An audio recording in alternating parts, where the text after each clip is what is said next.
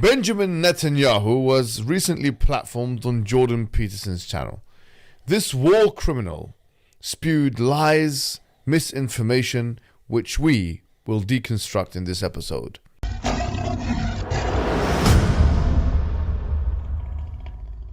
The Prophet Muhammad told us that whoever builds a mosque for Allah, Allah will build for him a similar house in Jannah. And we know the great reward that will not only be gained, but rather will fill your grave after your death.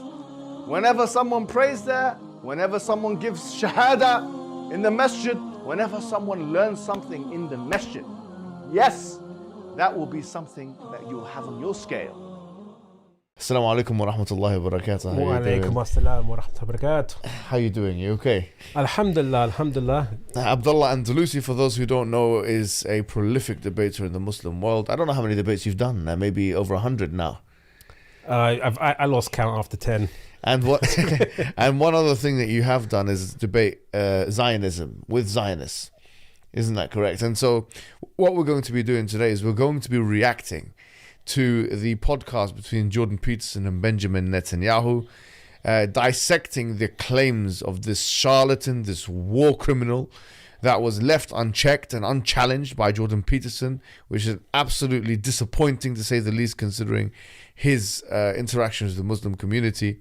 And quite frankly, when I looked at the comments and the engagements on this particular video, 30,000 people commented, and it was almost an 80 to 90% disapproval rating from the people. People really disliked it, and I was very surprised to see that. What do you think of it? I don't think I was surprised at all. I think everyone sees through the kind of facade of Jordan Peterson's kind of almost presumed or objectivity, where he claimed at the beginning of the interview that he would push back on what Benjamin Netanyahu was saying and ask critical questions, what have you, and he didn't push back at all. If you actually watch the whole interview, in fact, when Benjamin Netanyahu was just waxing lyrical about his making points unchallenged, Jordan Peterson even sometimes helped him, said, "Oh, you forgot to mention this." Even helped him. Yeah.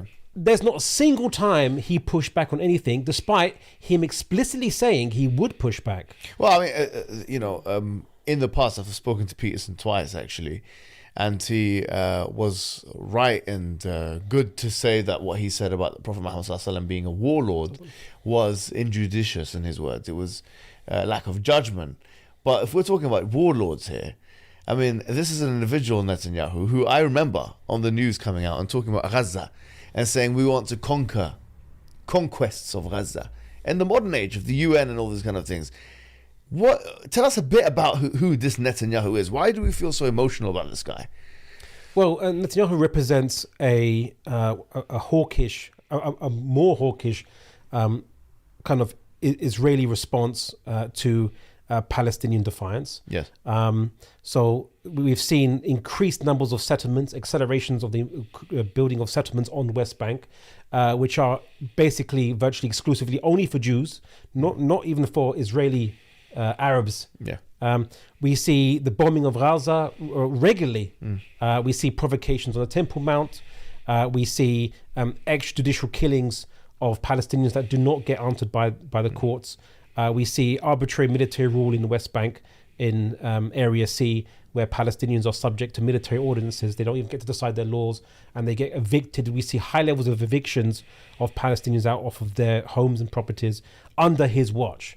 So he's, out of all the prime ministers that's ever been in Israel, he represents one of the worst of the worst. And that's saying something, considering the history of Israeli prime ministers. Well, I think after this particular thing, came out and I saw his face with Jordan Peterson's face, I'll be honest with you, it was disgust when I saw him and disappointment. But then also there was a bit of the opportunist in me started to actually activate, if you like. And I thought to myself, so between me and one of the biggest enemies of the Muslim world today is one man who I've spoken to and I've had a personal relationship with. And I'm sure that they're going to be watching this video. I'm 100% sure that those individuals, the Daily Wire and Ben Ben Shapiro, Shapiro, yeah, and Netanyahu himself. It would not be far away for me to assume that Netanyahu himself, who got 700,000 views, which is much less than one would have expected, in the podcast with Peterson, and with an 80% disapproval rating with the right-wing audience, which is even more surprising, is watching this as well. Let's go through some of the main points of what he said and react to them in kind. Unfortunately, it's going to be it's quite a few. I was disappointed in Jordan Peterson because, okay, look, yeah, he does. He's in psychiatry and psychology. He's very well versed in that. He's achieved, he's accomplished. He's a writer in those things, and he's venturing out into an area that he doesn't really know, which he admits. But if you are going to venture out into a new theme or area, no harm in doing so. At least do your homework. He didn't seem to reference or give any indication of any knowledge of any counterpoints to anything that Benjamin Netanyahu said, not reading any of the many Israeli authors who've criticized Zionism, who've criticized the Israeli government, or any Palestinian writings, or any even historians who are a bit more neutral or objective than Benjamin Netanyahu's brand of history would call for. We saw nothing. We simply saw him. He admitted that he had some ignorance in it, although he read Benjamin Netanyahu's book called Bibi, I think it was. So he read one book, and that was sufficient for him to go into the discussion. It reminded me when he engaged Slavoj Žižek on Marxism and socialism, and he just read kind of like Karl Marx's manifesto, as if that's the only book Karl Marx ever read, and then felt that he was competent enough to debate a socialist academic who's highly acclaimed, world famous academic, on the nuances of socialism and Marxism. So the question is, why is Jordan Peterson, who is used to academic rigor in his field, he knows what it looks like. He knows what it looks like to be objective in scientific investigations, as much as you can concerning the human psyche and the mind. He knows what that looks like, and yet he does not adopt that same approach. I'll be honest with on you. These other areas. I'll be honest with you. I think that Jordan Peterson and the Zionist issue, right? He's not a heavyweight of the issue, and he knows it. He's not one of the guys that's going to come out. And quite frankly, if someone beats him on this issue from, let's say, the pro-Palestinian side, I would consider it to be a worthless victory, because it's like he's not one of the guys that's been coming out debating like yourself, coming out talking to prominent speakers and academics from the other side. And so, quite frankly, I think that the attention should be put to those colleagues of his, okay, who have been making an argument. People like Ben Shapiro, people like Netanyahu, who today, inshallah, we're going to be dealing with. Because quite frankly, those are the ones who are making the arguments. Those are the ones who are writing the books. Those are the ones who, if you want to have a fight with someone, we want to have the fight with the best ones. Jordan Peterson, this is not a matter of, we're not talking about a clinical psychological issue here. So once again, he was used by the Daily Wire, and I think the Daily Wire should take responsibility for actually damaging his reputation, quite frankly, because they've now damaged his reputation from his own standards. And I think, but he's not a puppet, like he should know better. Yeah, but if he's being used, consider this point. If he's not being consider objective. This point though. Okay, if you think you have a right wing or right audience or something like that, and you've got an Israeli politician, how do you know that 36,000 people commenting, 80% of them are going to really hate what you say? You think of it from his perspective, and then when you put up an Instagram post, 90% of the people are disliking him. I think he underestimated, quite ironically, the extent to which he appealed or transcended the right wing, and now that very reality is coming back to haunt him, because those individuals who are subscribers and fans of his are not going to have this kind of guy coming out and speaking the way he has about Palestine. I actually think that Jordan Peterson actually should have known better. He knew that Benjamin Netanyahu is a controversial character, to say the least. Yeah. He even cited controversy. He said that there's amongst young people, because he cited in that interview that young people take a more pro-Palestinian view. I mean, in the academic circles and Western universities in the West. So clearly he had an agenda or he was part of an agenda between the right wing and left wing in the West. So Maybe he he should knows have about got this stuff. I'm not sure if you remember the time when I spoke to Peterson. He had Jonathan. I forget his surname, but he had his friend Jonathan with him, and then he was talking to me about why I was protesting. Maybe you should have he should have gotten Jonathan to sit there and ask the hard questions. If you know, at the end of the day, the Catholic, or the equivalent of Jonathan, like Yeah, yeah. someone who knows something about the Palestinian issue, should have gotten this guy to your right and start speaking about, okay, well, what about this? What about Gaza? What about the fact that Netanyahu was in his time premiership as a prime minister of Israel, he's the longest reigning prime minister.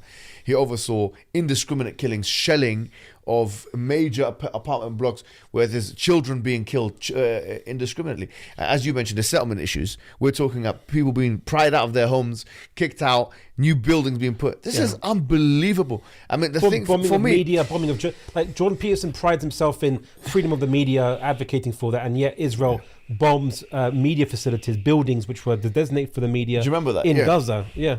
And quite frankly, you know, Jordan Peterson has been on the record speaking about Stalin and these guys of the past. But Netanyahu, I mean, he's one of them. I say he's worse. He's worse than them. He is worse than them. He's going to these places, dropping bomb, boom, boom, boom, on big apartment blocks with the children being killed.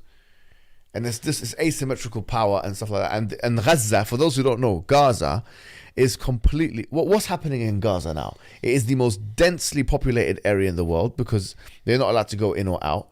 These individuals... It's a prison camp. It's a prison. It's the turned into a biggest prison open camp. prison in the world today.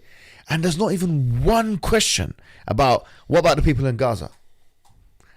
How is this? How can this be? Well, Jordan Peterson talks about gulags and what the Soviets did to create these prison camps and things like this, and of course the Nazis and so on and so forth. Exactly. What do you notice about a prison? What's the first thing that you notice when you're being taken to a prison camp? What's the first thing that you notice about the prison camp? Right, it's the walls. That's right. The walls that keep people in. He went to Palestine, and he should have seen the West Bank. All those walls and barbed wire and machine gun fences and turrets and so on and so forth, equivalent to the gulags that the Soviet Union created. I don't know if genuinely we got the pictures of the children who were killed by this man. We showed him the pictures. This is a person under the rubble. This is the woman crying, screaming for her child. You know. This is another one. This is another one. This is another, and this is a person being kicked out of their home, and this is a person. If we showed it to him, could it change his mind? Could it make him change? Could it make him different? It doesn't matter at this point. I don't care because, quite frankly, as I've said before, we want the big fish here. We want the big fish in this debate. You know. So let's go through some of the things that we. Well, watching it was very hard. I'll be honest, yeah. Because. Not just Benjamin Netanyahu, who with a straight face can talk about justice, not despite the many faces of children that have been slain by him that we've seen on the news, and not necessarily mainstream Western media news, unfortunately. Not just that, but even the part of me that favors just factual accuracy.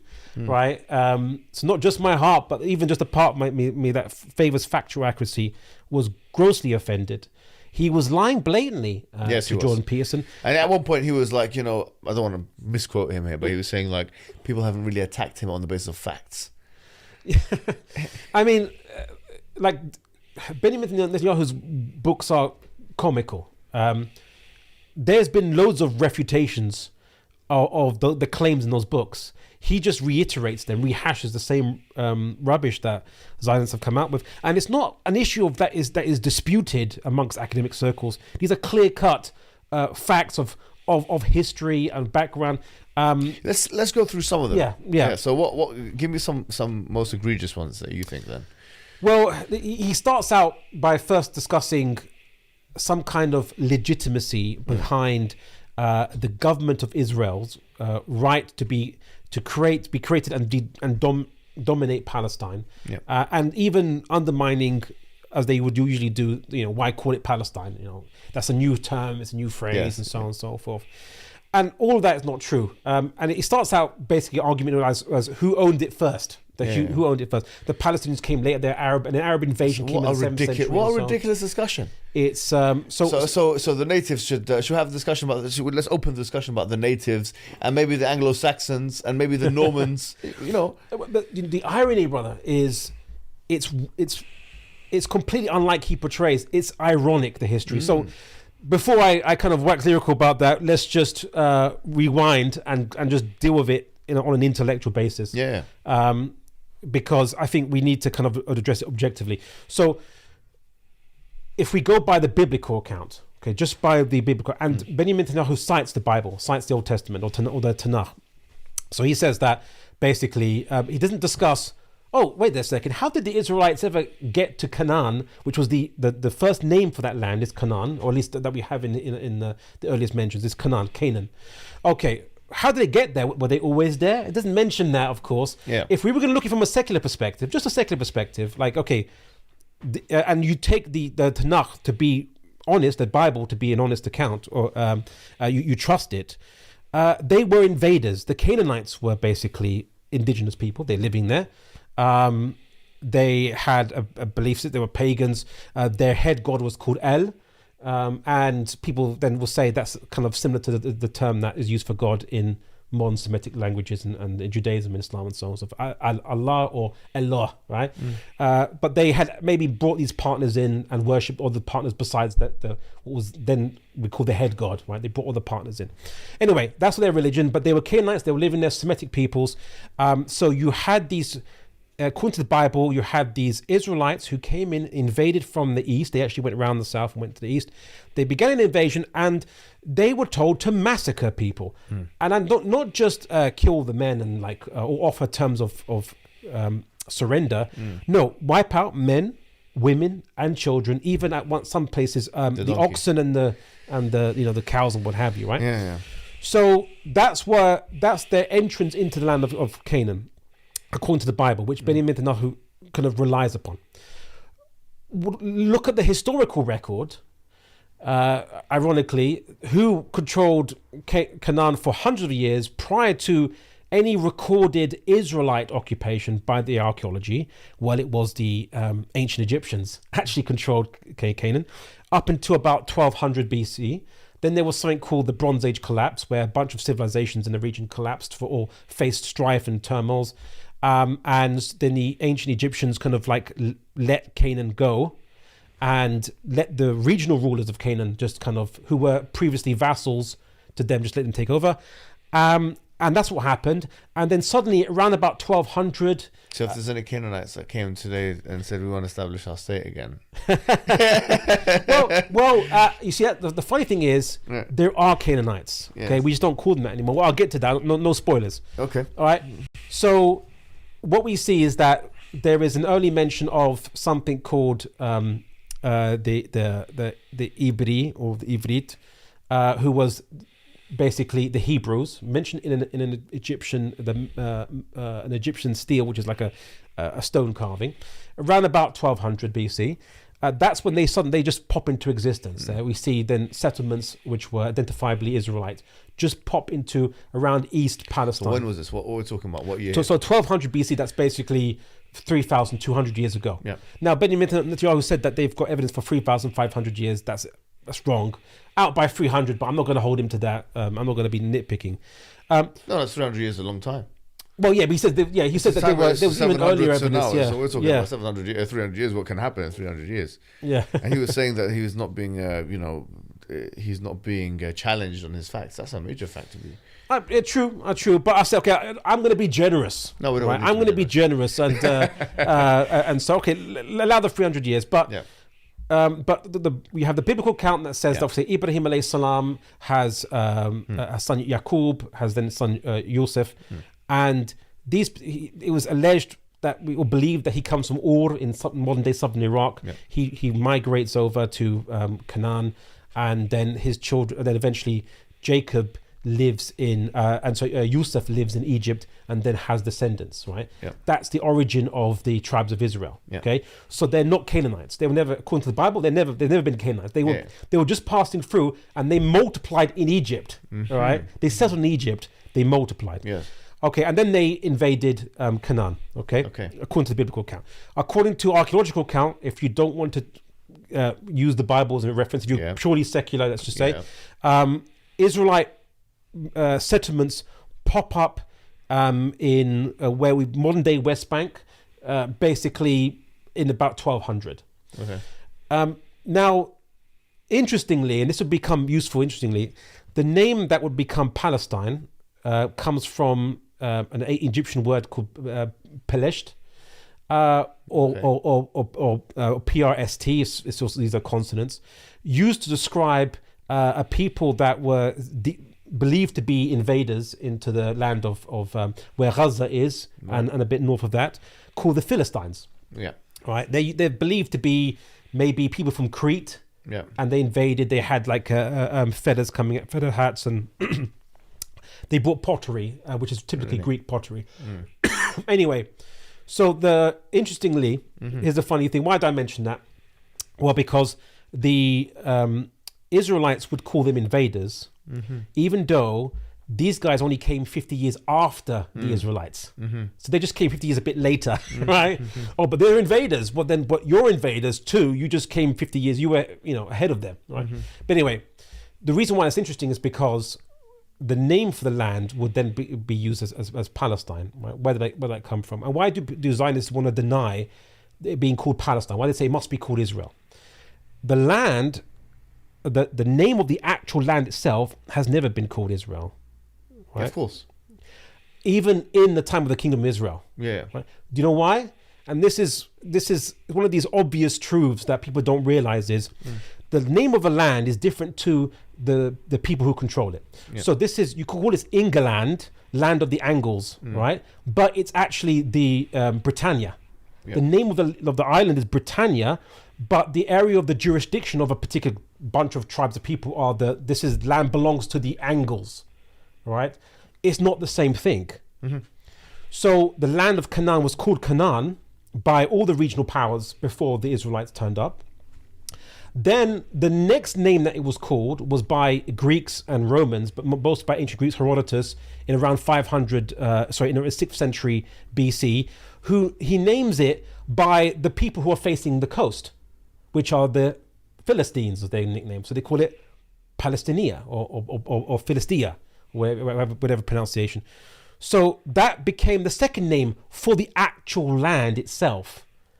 But in terms of the word Israel is the name of the tribe or tribes.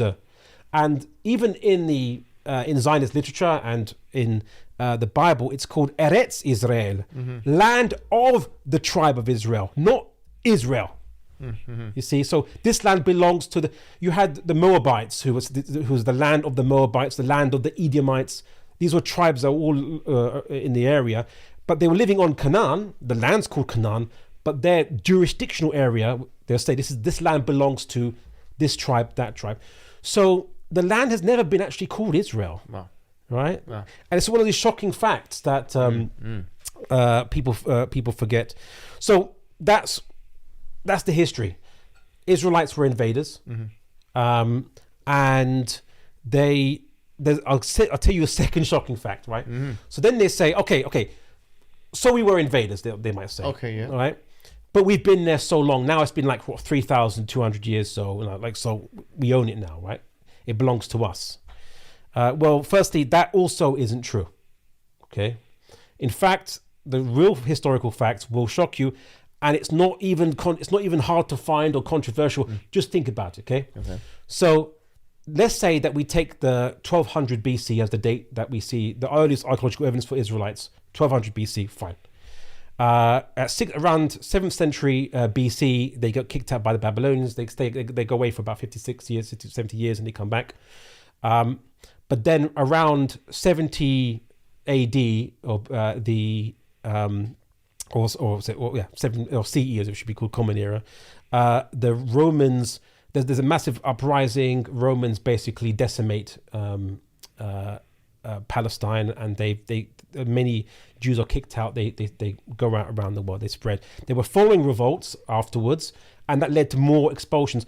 Most of them not really expulsions by Roman policy, but when the land's devastated, burnt to a crisp, literally, there's no point staying anymore. You'll starve. You have to go around the world. Okay, that's around 70 CE.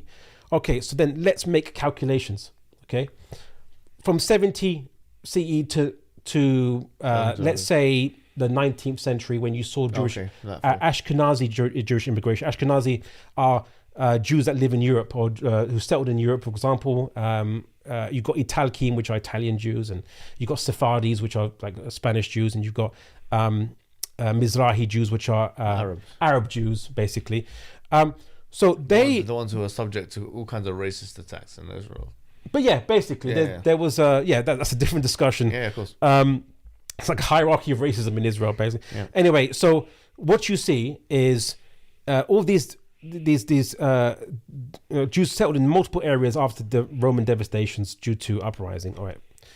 But then if you do the calculations, from 1200 BC to around 70 CE, okay?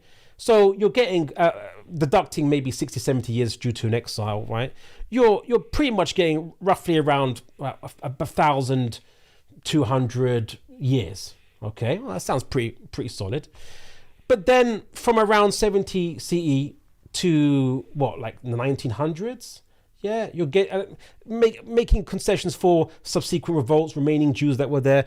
You get roughly them being in the land about them being out of the land 1,700 years. They've spent more time, the Ashkenazim, Sephardi, Mizrahi, because Palestinian Jews that were there, they've spent more time outside the land than inside. They've spent more. Their ancestors have spent more time outside the land than they ever spent inside the land in their entire ancestral history. Wow. And that gives them more ownership. If anything, that gives Ashkenazim Jews more ownership in Germany, or more ownership in Sephardis in Spain, and so on and so forth. Let's be honest. I mean, like, let's say this country that we're living in now. Yeah. I mean, every kid that goes to school knows that you had the 1066 Battle of Hastings and this kind of Norman invasions and stuff like that, or William the Conqueror and all that kind of stuff, right? How comical, laughable, how much of a joke would it be if some French guy came on TV or something, or some guy who, let's say from the Scandinavian countries, and starts saying, look, we have ownership of, because we've always been in this land, we've been here before you guys were, for example, or England as it was known before the Anglo-Saxons, what was it? And then some, groups come and start speaking about this. Yeah. It's this conversation can only and will only be had with this particular issue. And the reason why is because there's a historical clutching at straws here, I think. I mean, no one's having this discussion with the Native Americans. Okay, well, if this discussion was normal, right? So let's talk about the fact that you have in Jordan Peterson's country, the First Nations. Okay, they were there before the white man came along, weren't they? So okay, let's open up a discussion about whether the white man should have come to Canada and what kind of rights he has to come to Canada and so on. It's laughable. And in fact, in fact, they invaded the land in a way, and they went against their treaties 1,000 times. Yep. Both the Americans and so on. They have no authority. Really, they have no legitimacy to be there. No legitimacy whatsoever. Zero. They overtook the land by force. So let's just call a spade a spade. This discussion is a smokescreen. This whole discussion is a red herring, if you like. I think this whole discussion is the fact that they're talking about ancient history, to talk about a modern state, is a smokescreen, is a red herring. It's Netanyahu trying his best to appeal to the ancestral roots, to the historical memories of Jewish people, for example, of Christians and so on, and to try and evade the reality that this guy is a mass murderer. This guy's dropping bombs on apartment buildings. This guy's killing kids. This guy's taking women and children out of their houses and telling them to go home. Go to another country. Go to another country in the Arab world. Look how big the Arab world is. This is the kind of conversations we're having here. But you see, smokescreen though it might be, these lies kill. They do. It's because of the claim that they're not colonialists. Yes. That they're just coming back to get what's theirs. And so then that means by default, that they're implying that the Palestinians are thieves and squatters. Yeah, that's exactly what. And exactly what he said. Yeah, and any resistance they offer is not only unjust, but could be a pretext to be met with force. I want to know though, if that's what it is. If we're talking about British common law and all the kind of thing that Peterson, I think it was one of his worst moments. British common law and this and squatting and this kind of whatever the conversation he had. If that is a conversation we can have now, can we open the dossier, historical dossier of white Americans being thieves and squatters? Can we say now that the white American is essentially a thief and a squatter? That's what he is. Oh, well, certainly. What they'll say is, what's done is done. And he was. But he was even wrong about English law, common law anyway. He said he might muck it up, and indeed he did. So he said that Benjamin Netanyahu said that if you come to a land that's desolate, he was claiming Palestine was desolate in the 19th century. Yes. And you build it up and you develop it, it becomes yours. Yes. And so then Jordan Peterson, pushing back, just agreed and said, "Yeah, there's something in English law, that allows you to something you could do something like that if you." I think pound for pound, Canada's probably one of the most derelict places in the world. Pound for pound, of course, it's massive. So it's huge, and there's no who's there. Sorry to say, 30 million people, 4 million people. It's like the population of Morocco. Well, people in Greenland should be scared now because they're going to get invaded anytime by anyone who could just say, "Here you go, I've made a McDonald's on your land now. I own it." Yeah, exactly. So anyway, like the point is that these are lies that kill. The argument about ancestral presence there is a bad argument in many ways. It's ahistorical anyway. Benjamin Netanyahu argued that the Arabs were the colonialists.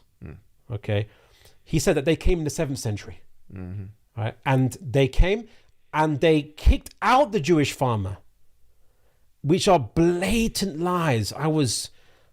Sometimes you expect lies from people, but to lie so brazenly about something so easily disprovable, unbelievable, isn't it? Is shocking, because we know that the standard policy in the Muslim expansions was never to disrupt anyone living on any of these lands. Absolutely. It was under Roman control anyway. Right, do you know what else? Sorry to cut you off. I gave Jordan Peterson a gift actually right before we started that discussion. It didn't come on the thing, but it was the preaching of Islam by Thomas Arnold Walker. And I told him before we started, I said, this is an Orientalist writing this book. And this is an Orientalist in the, say, 19th century, 18th, 19th, 20th century, whatever it is, 100 years ago. And, he's not affected by wokeism or liberalism. So read it and see about the Islamic expansionism.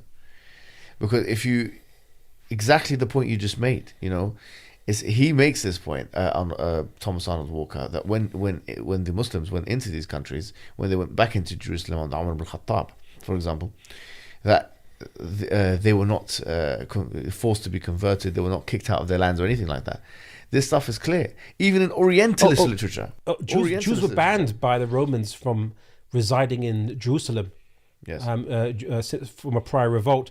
Umar Adanhum reversed that. He let Jews back in Jerusalem. Yeah. And also there was some Jewish tribes in Arabia.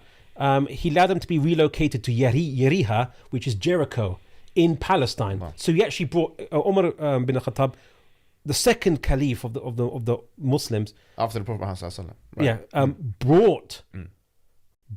Second caliph. He brought Jews into Palestine. Let them go back. Let them come back into Palestine. Absolutely. I mean, it wasn't under, I suppose, a deliberate policy of let's bring Jews in, but it was the case showing that if they want to live there, let them live there. Absolutely. So Muslims never had. We didn't kick out Jews. We brought Jews back in, and you know what? This leads to the second biggest lie of Benjamin Netanyahu's discussion, which Jordan Peterson again just did not push back on, which is that Arabs or Arabic speak, just because people in Palestine speak Arab, and they're called Arabs because, as you know, anyone that speaks Arabic is could be called an Arab, that they only came in the 6th or 7th century is completely false. You can, if you really don't want to take the history book's word for it, genetic tests will show anyone, Palestinian, Lebanese, Judean, Syrian, they have genetic connections to 4,000-year-old bodies, Canaanite bodies. And that was the found bombshell in that you those. wanted to say. Well, that's one of the bombshells. But before I get into that one, what happened was that Palestine was mixed with non-Jews since even the time of the Israelite invasions. There's always been non-Jews amongst Jews. Well, I say Israelites because there were other tribes of Israel as well. They've always been mixed. Due to the revolts and what have you, Romans clamped down. But even before that, during the Alexander invasion of Alexander, quote unquote, the Great, there was Greeks living amongst them, or Greek speakers living amongst them. It was a mix of ethnicities. Always has been mix of ethnicities amongst them. When the Romans occupied it, again, more cosmopolitan, more mix of people living there. So there's been a mix. Not all of them are going to be Israelite, and amongst the Israelites, not all of them are Jewish.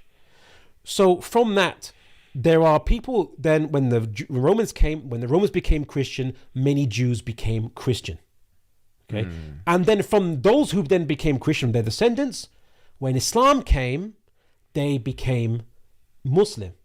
There were still Jews converting to Islam, even recorded until even the 19th century. The Ottomans noticed it. There were people not under any compulsion. It was whole villages that were left basically autonomously, and then one family would convert to Islam, and then they'd start a chain reaction of conversions. You'd also get people who were non-Jews but were Israelites, Samaritans, which are the remains of the remaining 10 tribes of Israel, whereas Jews are mixed with the last of 2 tribes, but mostly the Judean tribe, or tribe of Judea, or Judah, basically. They're what we call Jews, but you had Samaritans who converted to Islam, those that stayed behind and didn't convert to Islam and didn't accept the tribe of Judah's authority and kept their own Torah, which is a different version to the Torah, the Jewish Torah. So this was all going on in Palestine. It's a mix. Many Jews became Muslim, and then when they became Muslim and they're speaking Arabic, they're just called Arabs, right? And then when obviously, when the British took over Palestine, they encountered a mixed people who had a mixed heritage all over the place. But Palestine is a crossroads. There's been people intermixing all the time. That's a good point, man. That's a really good point. I'll just show you some ironies of this intermixing. They mentioned, there was a famous Palestinian activist, I think it's called Muna Kurd, and her brother. Yeah. So they say, their name is Kurdish, right? They're Kurds. They're not. Did you mention that? Yeah. Zionists argued they're not real Palestinians. Really? They're Kurds, right? They're the typical Kurds. Well, that maybe a Kurdish person came over, intermarried the locals, but when you intermarry the locals, you become one of the locals. You don't. But your name might stay behind. But even then, even if they were Kurdish, just to show you how intermixed the Middle East is, right? For anyone who's watching who's from the West and just doesn't know what the Middle East is all about, right? Middle East is mixed, always has been. When Kurdish DNA was investigated, they discovered a high degree of Israelite DNA. Why?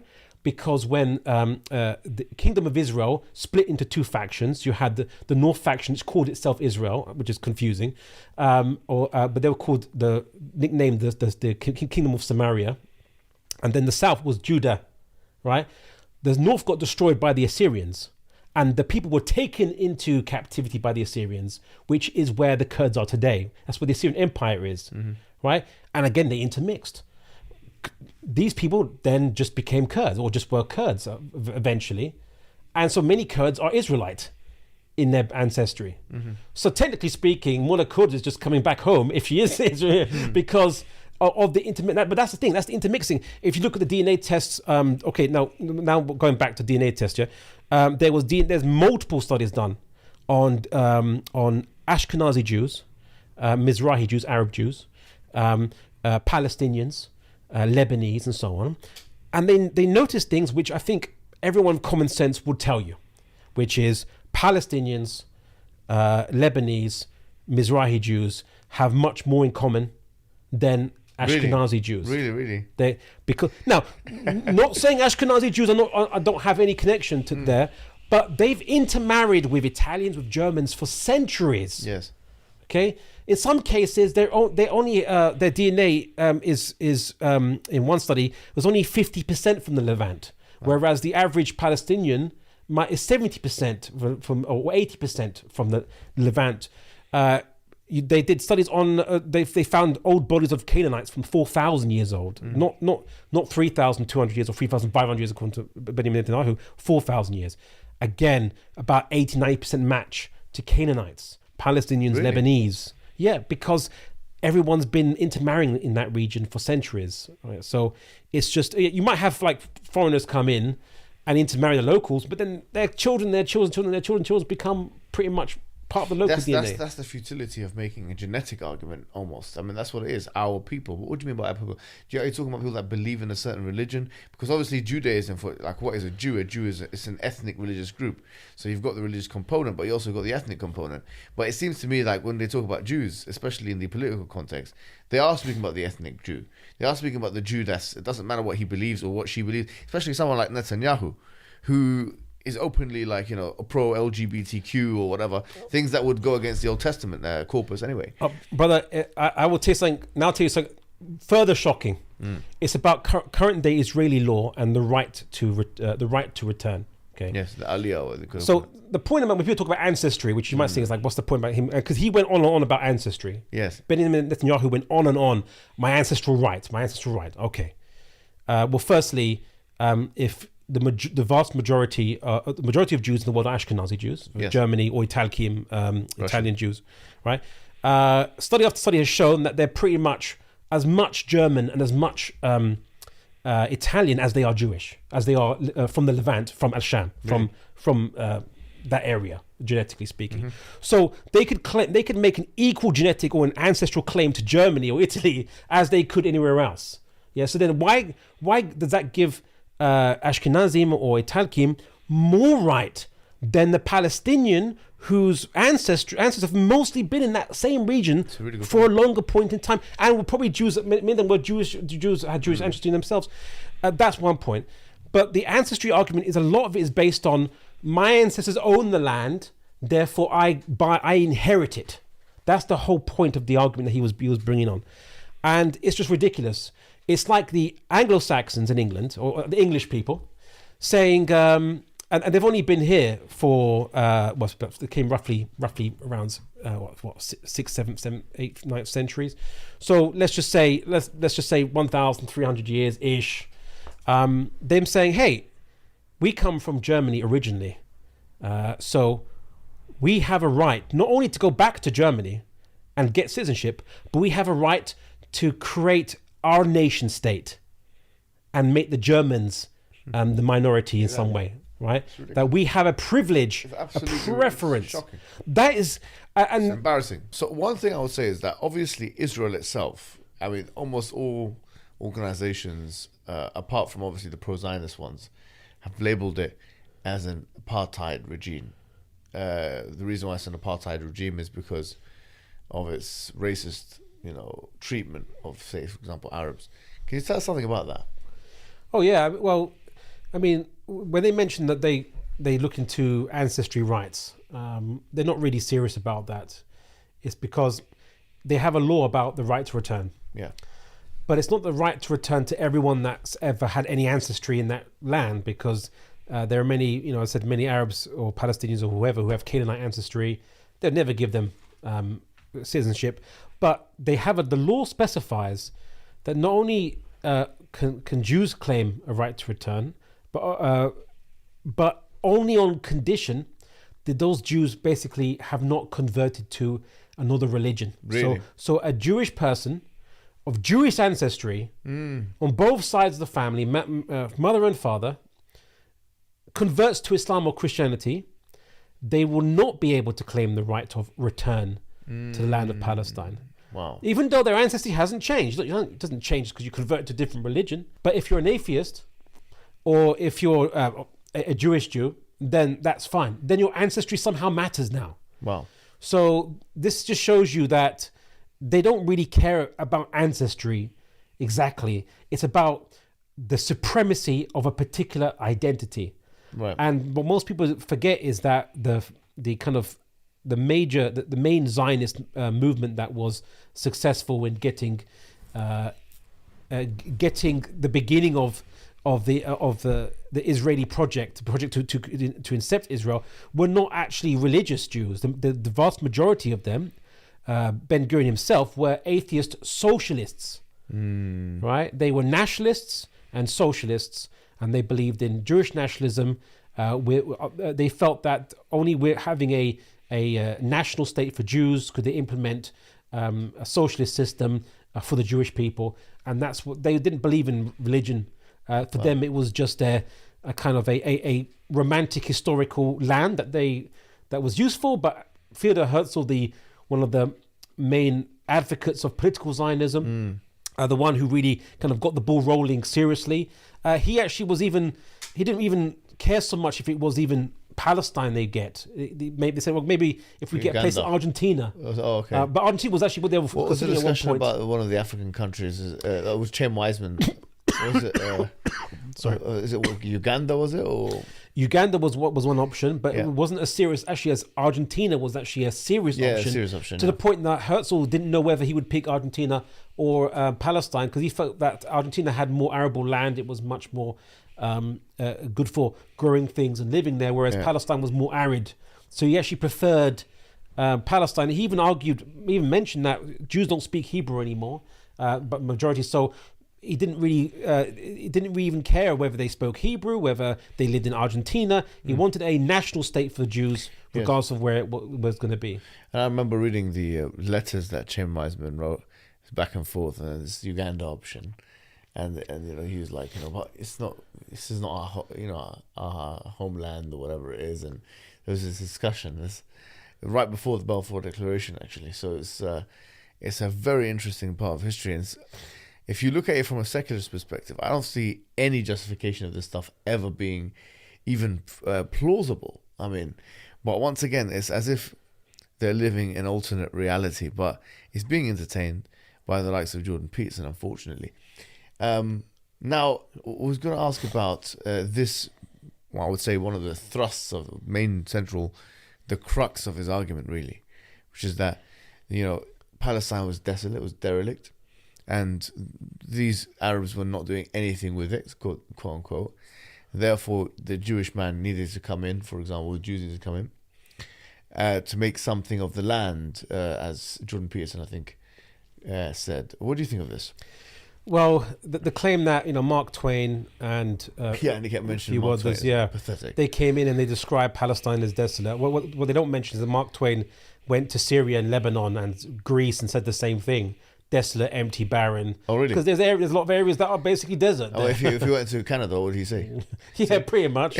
But what they don't tell you is that many of these Christian American, many of the American Christians were very interested in going to Palestine. There was a lot of interest, was because of their messianic belief that the Jews would return back to Palestine before the advent of Christ, so to hasten the return of Jesus, maybe encourage things along, bring the Jews back. So that it was Christian Zionists who in a way were the first highly vocal Zionists in the West, and they weren't Jews. And they were the ones who were coining phrases like a land without a people for a people without a land. They were trying to encourage it. So they were going there and just saying, yeah, it's all barren, it's empty, because there's massive deserts. I mean, the Negev desert in Palestine is pretty barren now. Does that mean now that they would accept Arabs coming back into the... Well, they wouldn't. So just by saying there's barren areas doesn't really change anything. They say that they came in and developed the land. That Palestine has been being developed and reconstructed with Al-Quds built and expanded over centuries and centuries and centuries. The Ottomans had some development projects there, didn't they? Yeah, they had the Hijaz Railway, which linked Arabia all the way, going up to Syria, and eventually to Constantinople, going through Palestine. They had trade routes via the ports in Palestine, exporting fruits Palestine was known for fruits, actually fruit exports. Also, Still is actually dates. And yeah, all this kind of course, thing, right? of course, oranges and things like this. So it had all these different arable products that was produced. So it had development. It had farming lands. There was about, according to Ottoman censuses, there was about at least 500,000 people there. The people say that was underpopulated compared to before. But the thing is that the people in the land of Palestine has fluctuated for centuries and centuries. It's become quite heavily populated, then not so much. It's such an unusual argument. It's a weird argument. Like the people wouldn't mind pound for them pound. being kicked out of their homes and their land because there's some empty areas. It's like, okay, so once again, the Canada argument, or even the Russia argument, or Greenland, as you mentioned. Is this the level of argumentation? It's ridiculous. The Ottomans were modernizing the land before the British came and occupied it. So then, Benjamin Netanyahu used an argument about his apartment, that it's equivalent of he owned an apartment, or his grandfather had an apartment, got kicked out, got taken over by people who then got kicked out pretty quickly, and then it was left as a mess. Then he came back to the apartment and rebuilt it, renovated. Now it's his. No, if I was to use an analogy accurately, it's someone who kicked someone else out the apartment. Yes. Stayed there for a bit, got kicked out or left because things weren't working out there or what have you. Got another home, spent most of their life in that other home, the vast majority of their life in that other home, and then felt like, hey, I want to come back to that apartment at some point. And even then, it's not. It's a cousin of theirs. I want to come back to that apartment that my ancestors once took over at some point, and I'll kick out everybody that I don't like in there. And then the argument, and you know what? And the argument that we renovated it. It's like. I know. Absolutely pathetic. Imagine, you know what? Head of state. You know what? Imagine someone, right, stole your car, right? They stole your car, and then eventually the police found it, but he'd put some extra rims on it. And he says, it's my car now, Judge, it's my car. I put rims. You know, I put some like leather trimmings, and I got fluffy dice on the rearview mirror. It's mine now. See, like everyone that steals something does something with what they steal at some, if they intend to keep it. Yeah, it's true. It's like it's not finders keepers, it's stealers keepers. I think he went to MIT. His father was meant to be actually a historian. And by the way, guess what his specialism was? His specialism was Jewish history in the golden age of Jewry. His father's, and obviously that was the Islamic. That was the Islamic period. Islamic Spain. So he knows all about Islamic coexistence, convivencia, and all those kind of things. Well, I said they were Palestinian Jews that were so Palestinians who were Jewish, and as well as Samaritans, as well as Christians and Muslims, all living there in Palestine when the first migrations came. The first migrations came into Palestine under Ottoman period. They let it, but then there was so much influx that they said we're going to have some restrictions because you just can't have unrestricted migration into any territory. And then when the British came, they made a deal with the British, saying we want to create a homeland, which Britain kind of gave because it was hoping to use Jewish influence in the United States of America to get them involved in World War I, to help them join World War I on the side of the British the allies and so on and so forth. So even though, funnily enough, the British had promised it to Sharif Hussein, right, the Sharif of in Hijaz, who they said that if you help us, we'll give you Al-Sham, we'll give you the whole area. They made the first promise to him. Of course, they broke that. And then they made the Balfour Declaration. Even though, technically speaking, the first promise is still binding. Yeah, so people try to often cite the Balfour Declaration gives them official sanction. That's false. What authority did they have to deal with these lands anyway? I mean, I promise you this land that's not mine, and I promise you that land that's not a thing. And the thing is, it's like it's demeaning that you're operating on a land. It's historically humiliating that you didn't even conquer. that you required another great power to conquer on your behalf. It's like, I'm going to bring my dad to deal with you, like, you know. No, my neighbor's dad to deal with you, basically, and come over and I mean, so those were lies. The other lie that he mentioned, and it was quite significant, was that you see, the issue is, there's two issues here. One is whose state is it implemented in Palestine, under which ethnicity is privileged. Yeah. Okay.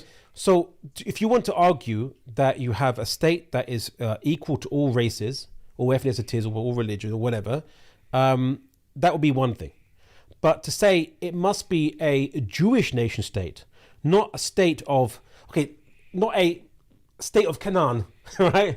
The Canaanite state, where any Canaanite is welcome, who lives in that land. Anyone who has any ancestry of some point to some that can live there as equal citizens. No, they have racial laws that say only one type of ethnicity has the right of return, no matter how much diluted any Levantine connection, any connection to the Levant they're from, even if they're more German than they are Jewish, or from the Levant, or they're more Italian than they are. Doesn't matter if they've got some identity, or even if you have no or ancestry to Palestine. If you actually convert to Judaism, which takes some time, but if you convert to Judaism, you can then claim a right of return to Palestine under Israeli laws. So they don't care about even heritage. They care about identity, right? Identity. So anyway, so the other major lie that Benjamin Netanyahu said, and Jordan Peterson did not challenge him on, was the Nakba, was the catastrophe that happened to the Palestinians. And that was one where the argument is, and it's a typical Zionist trope, they say that, so the Palestinians were living with the Jewish migrants that were there, and everyone wanted to live in peace, and so on and so forth. But then the Arab armies came in, and they told the Palestinians, you have to leave, so, and then you can go back to your houses after we finish defeating the Jews and driving them into the sea, quote unquote. That's what they like to cite. That's just not true. So basically, long story short, Palestine was a bit of a hot potato for Britain. They wanted to extricate themselves from it. It was taking up resources. There were many Jewish organizations that were engaged in active terrorism against the British, because the British the British realized that they should not like the Irgun, for give example. Palestine to one, to make it a state based on one ethnicity. Right? Or give with ethnic privilege. So they said, okay, look, when we meant homeland for Jews, we just meant a place for you to go, but it would be like an equal state for everybody. And the Zionists didn't want that, and they wanted to restrict immigration, because there's complaints about unfair immigration. So we'll listen to the Palestinian concerns, and we'll limit the immigration amounts to reasonable levels. The Zionists were in uproar, and that started terror campaigns. Hotels were bombed, King David Hotel. Ships were bombed. A ship carrying Jewish migrants that were kind of prevented from docking was bombed by Zionist organization to make a point, right? People don't talk about that, right? People don't talk about that. So Jews were being killed by these Zionist terrorists just to make a point about preventing Jewish migration as a British policy. British people were being killed as well, right? I mean, that's what people don't realize. Well, British diplomats and so on, but the greater tragedy is not just it's not politicians. It's the men, women, and children, of course, whether they are Arab or Jew or whoever, who are killed, and they were not involving themselves in fighting and any of this kind of stuff. Those terrorist organizations later became the Likud party, basically, right? They were absorbed into that party. Yeah, they became eventually the right wing. So the Irgun and Lehi eventually would form the right wing parties in Likud, would basically be their descendants, and recognized as legitimate legal parties. Imagine if, for example, Osama bin Laden, he had done what he'd done, or whatever. There's some kind of 7/7 terrorist, or I don't know, whoever maybe. And then afterwards, they established a political party, and the predecessors, the subsequent leaders of that political party, come and now are speaking freely and they're talking about justice and all these kinds of things. I mean, it wouldn't be acceptable at all. It's absolutely inconceivable. But the fact that this is allowed for Israel, and that this is normal, that this guy can come with a suit and speak about he calls it adventures. Adventures. You know, his military campaigns and his civilians and all of this kind of, in his premiership, that he can do that. It beggars belief, I think, you know. Well, I mean, look, Benjamin Netanyahu, who is a politician, he knows Israeli history, the history of Israeli government, what it's done. He blatantly lied with something that is like GCSE or like low, secondary school or lower high school, whatever country you're in, incorrect fact. It's not fact. He said that the Israeli state declared independence, and then all the Arab regimes invaded, and that's when the Palestinians were getting kicked out. They weren't kicked out before then. Yeah, that's a lie. When the United Nations adopted the resolution of a partition of Palestine, a partition which, by the way, the Zionists they said they accepted, but then they started to conquer the areas that was given by the UN to the Palestinians. So this was in 1947, on November. The UN declaration is made. The Zionist kind of armed groups, Lehi, Organ, others, cause instigations, start violence on the ground, and that begins what would become the clearing operations by the Haganah, the main Israeli defense force, of Arab villages. Now, they were told by Ben Gurion said that you can't. That at this time, the Jews were not the majority in Palestine, and Ben Gurion expressed concern that you can't have a viable Jewish state, even if the Jews were just 60% of the population. Right, it's still not viable because that 40% Arabs, they could maybe they get for those who don't know who's Ben Gurion. So, but Ben Gurion was the first premier of Israel and the lead of the Zionist movement and party. Parties that were in controlling the Zionist movement before they became a government. So he basically expressed that what they had hoped is the world expected. Were looking at them, and they couldn't say we're going to make it an ethno state, for only one ethnic group.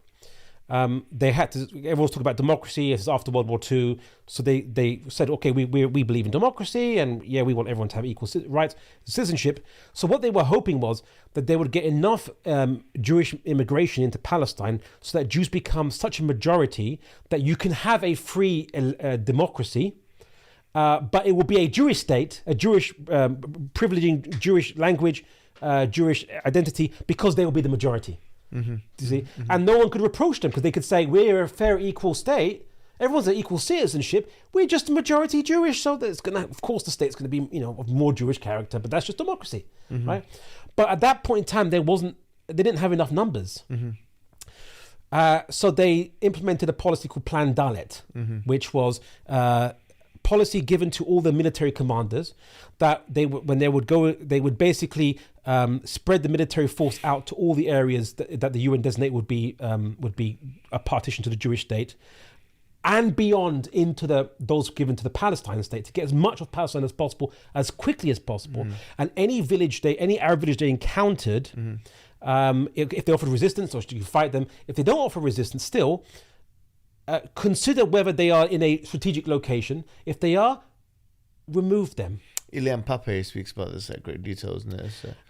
He does. He looks at declassified military files, which shows records written by Israeli military commanders on the ground. Right. By the way, this is all before the state of Israel was declared. Or independent, or even... Which happens in what, May the 31st, 1948 or something? 1948. So this is now 47, is when it begins. And so they are clearing Palestinians. They kick out Palestinians, begin clearing operations. They kick out hundreds of thousands of Palestinians before any Arab regime expresses any interest, even any issue. It was actually because of there was massacres occurring, there was villages being burnt down, there was refugees being created, which were going into Arabic countries, the surrounding ones. That's when they expressed concern. They demanded the UN react. They said, if they don't, we have to come to rescue our brothers and sisters who are being persecuted and being kicked out, because they're being kicked out already. It's already happening. And you know what the Arab League actually, the ultimatum it made? It wasn't for Jews to leave. It wasn't to be kicked out into the sea. They said, if make it one whole state, not a partition state. Make it one whole state. No one has to leave. Just no more immigration. Just make it right. Press the start button. Here's a new state. One whole state. Everyone who's there currently stays there and will be citizens in an equal free democracy. That was the Arab League's proposition. Yeah, Zionists don't like to talk about that, but it's official. Yeah, they said they proposed it as a solution, but no, because why? Because then Zionists knew that they wouldn't be a majority in that state, and they couldn't get their ethno-state with ethnic privilege. You see. And this, of course, they didn't want that. And of course, then the Arab League, they either watched the Palestinians being brutalized and massacred, women getting shot, raped. These things are documented by Israeli commanders, which were declassified and written about by Ilan Papp, who is a Jewish Israeli historian who wrote about this. Right? Yes. And Zionists can't answer because these are declassified documents. You can't argue these are Palestinian forgeries. They were declassified by the Israeli state in their own archives. So this clearing operation continues until May 1948, and approximately about 700,000 Palestinian Arabs are evicted from their homes. Either they reside in the West Bank, Gaza, or in Syria, Jordan, Egypt, and so on surrounding, or Lebanon. So that's what happened before the state of Israel is declared independent and what have you. So Benjamin Netanyahu actually lied. The clearing operations, the civil war, the Palestinian civil war, started long before the Arab states were intervening, and they only wanted to intervene to stop these things from happening. And their proposition to resolve the conflict was no partition, make it one unitary state, Arabs, Jews live together under a fair and equal democracy. That was their proposition. Not all the Jews get kicked out to the sea. No. Yeah, that came from, I think, some fringe personality in the Muslim world making some rhetoric. But the Arab League's official position, its offered solution was, let's have a unitary state, one state, everyone equal. That was not accepted by the Zionists, because then they would lose ethnic privilege. They wouldn't get the Jewish nation state that Zionism is all about. Zionism isn't about Jews just living in Palestine. It's about Jews getting a privileged rulership over Palestine against other ethnicities. That's why they have racial laws that say only certain types of people or certain types of identity can claim a right to return to Palestine, but not Arabs who can track their ancestry there for centuries and centuries and centuries. Nope, you don't get a right to return back to the country. So if Benjamin Netanyahu talks about justice, why didn't Jordan Peterson call him out on this, which is really basic? I mean, at least read Ilan Papp, maybe even any book by his would have, or Norman Finkelstein would have equipped Jordan Peterson with the knowledge to basically deal with this. And so I think that was a big issue. You've summarized it quite well, and I thank you for that. And people can watch your 5-hour debate with the head of the Joseph Cohen. There's a Zionist lobby or whatever he is, whatever his position is. But you've done these debates quite regularly, and alhamdulillah, you've really summarized this very well. I'm sure Jordan Peterson has watched at least a part of this video. I'm hoping that he watched it, so you can give him more information about these things. Yeah, because look, the thing is this is not some academic harmless academic discourse that people should have. This is about people living and dying right now, being persecuted. Absolutely. This is an important discussion, not an academic discussion for people in some high tower at university somewhere. This is something that affects people's lives. I mean, the West Bank, people are living behind walls, behind barbed wire, all the characteristics of gulags that Jordan Peterson likes to decry socialists as threatening to call for, to bring in Canada and the United States of America, the apartheid system that exists in Palestine currently. I mean, sure, there's 20%, the 20% population of Israeli Arabs. Yeah, they're not being there's no apartheid against them because 20% is a controllable population in a democracy. It allows you to give a facade of a democracy, of a free democracy, because they're small in number. And also they make good, cheap laborers, which, any society, like the ancient world, needs a slave caste to do their cheap labor for them. That's useful. But if you took down all the barriers in the West Bank, which the West Bank, Israel doesn't formally annex it. Why? Because then you'd have to give equal citizenship to all the Palestinians living there and in Gaza. If you were to make it, you know what? If Israel recognized all of the lands it took over as formally part of Israel, it would have to give equal citizenship to everyone there. It wouldn't do so. Why? Because if the walls of Gaza were taken down, if the walls in West Bank, around area A and B, whatever, were taken down, and everyone was given equal citizenship, there would be 50-50 Jews and Palestinian Arabs. Mm-hmm. And that wouldn't make for a Jewish ethno-state. So the Zionists don't want to give the Palestinians equal citizenship, but they don't want to let them have their complete independence because they want to control that land. So they live in this apartheid limbo of not a citizen of Israel, but at the same time not fully independent state themselves, and they're confined to, dare I say, ghettos like the Warsaw Ghetto, except this has bigger walls than the Warsaw Ghetto. That was a World War II reference. So that's the situation that's happening in Palestine. It's a serious situation. I think that if Ben Shapiro or Benjamin Netanyahu or any other Zionist had the courage of their convictions, they should face us in public debate and discussion. They should, yeah. Fair time for each side, protected time. No one will speak over each other, moderate and everything like this. Yes. But now if they truly think they are just, now it's time. Yeah, if they truly think they are just, engage us in public debate. We're not afraid. Absolutely. So what's their excuse? I don't think they have one. And if they dodge us, I think now the reason why they are doing so. I've made many videos about Ben Shapiro here, and there's very famous videos, hundreds of thousands. I'm sure you've seen them. And I've already spoken to his colleague Jordan Peterson twice. He knows who I am. He knows who we are. He's seen this video, or at least parts of it. And if it's a no, then you're punching a punching bag. The heavy bag, they call it in boxing. The heavy bag doesn't punch back. When Netanyahu can speak and he can make all these ridiculous claims and it goes unchecked, and he thinks he's, that's not going to punch. Jordan Peterson's not going to, be able to punch back. Canadian psychiatrists aren't really going to offer you much of a resistance, not of a pushback, despite what they might promise they're going to do. Yeah, and so this is where it is. If you're men, if you're really men, Netanyahu and Shapiro and Co and these, if you're real men, then why don't you face us? I mean, this is exactly right. Yeah, we're waiting. We're waiting for the send location. They send the location.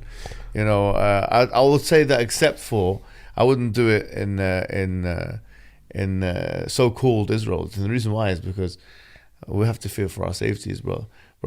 As soon as we go there, we know the story of Muslims going into that place and being roughed up by the people.